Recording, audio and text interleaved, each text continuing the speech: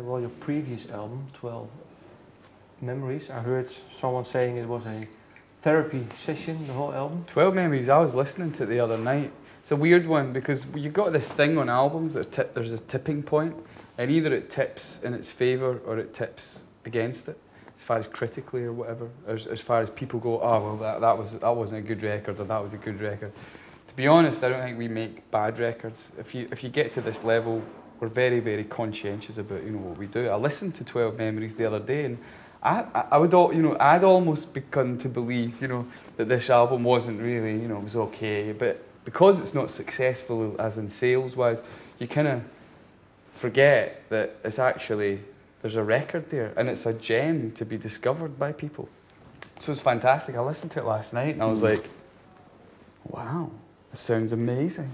And it's just like, it's very different for us, that record, and it was a therapy session, but I think it was probably, I think when we're finished in 67 years' time, when we're 110 years old, that's when we're going to finish. Yeah. When we look back on it, I think that album will be seen as being one of this kind of hidden gem things. It was one of those records that seemed to pull people in that hadn't liked the band before. Yeah. And it seemed to alienate some people who had liked the band before. So obviously it was doing something, and it was doing something right, and maybe it was doing something wrong. But I think we all stand by it, and I think it's a good record. If you don't like Travis, if you don't like kind of what it is that we do, like pop thing, that record, all the people who came up to me about that record were like, the first thing they always said, without doubt, was always, I never really liked you before, but this record is just amazing.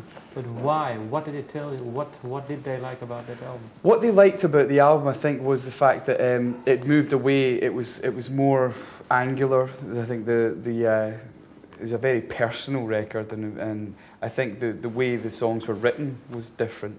The melody structure was completely different than it is now, and it was produced by Chad Blake. Chad Blake makes a certain type of record, But how come the structure of the songs was different? And was it done on purpose before the film? No, it was just like I was writing songs, for instance, like The Beautiful Occupation, which started out as a riff that went and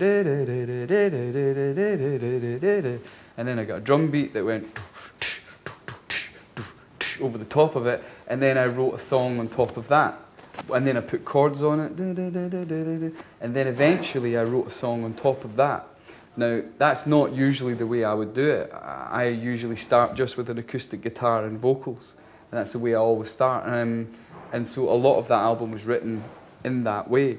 The new album, 12 Memories, is like a bit of both. There's a bit of that, and there's a bit of the old school sitting at the end of your bed, singing to your knees.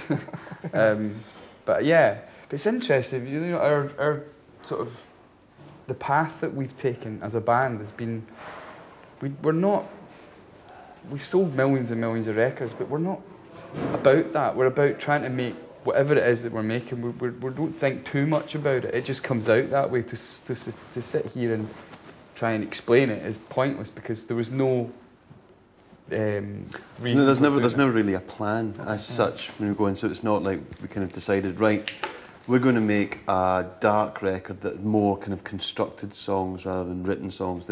It's always just the way it happens. And kind of, with this new record, for instance, we recorded like 40 odd songs, and so we could have made a completely different record, released a completely different record. It could have been, 11 or 12 totally different songs. But it's whatever kind of feels right.